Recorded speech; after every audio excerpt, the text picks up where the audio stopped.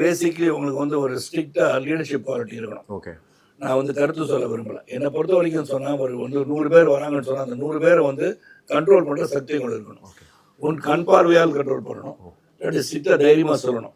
அன்பில் அன்பு சகோதரர் அஜித்குமார் பார்த்தேன்னா இல்லையா, துபாயில் வந்து இருக்கும்போது அவங்களுடைய பிஹேவியர் பிடிக்கும், நேராக போய் கிளியர் போய் சொன்னால சினிமா தியேட்டர் ப்ளீஸ் அப்படின்னால நீங்கள் அந்த ஒரு ஒற்றை சொல் போதும்.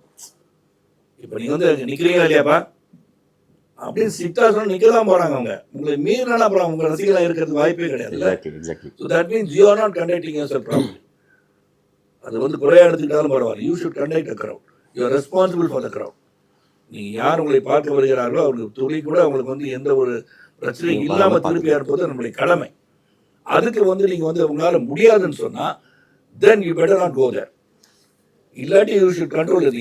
எவ்ரிபடி எல்லாரும் கூட வரதான் செய்யும். இப்போ நானும் வந்து இது வரைக்கும் வந்து நான் அரசியல் வாழ்க்கைக்கு வந்து 1996 வந்தேன். இது வரைக்கும் அது scene figure crowds then today's Vijay's crowds. I handle many people. தைரியமாக கூட்டத்தோடு இறங்கி போய் பேசுவேன்.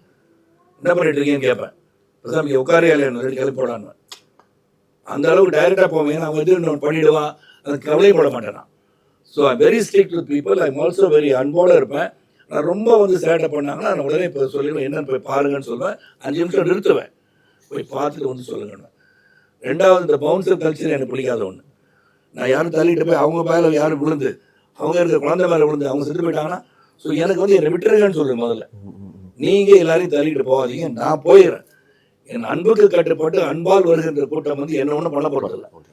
அப்படி இருக்கும் நம்ம போகும்போது கை கொடுத்துட்டு போயிடணும். நீங்கள் அப்படி வந்து நான் பழகினேன்.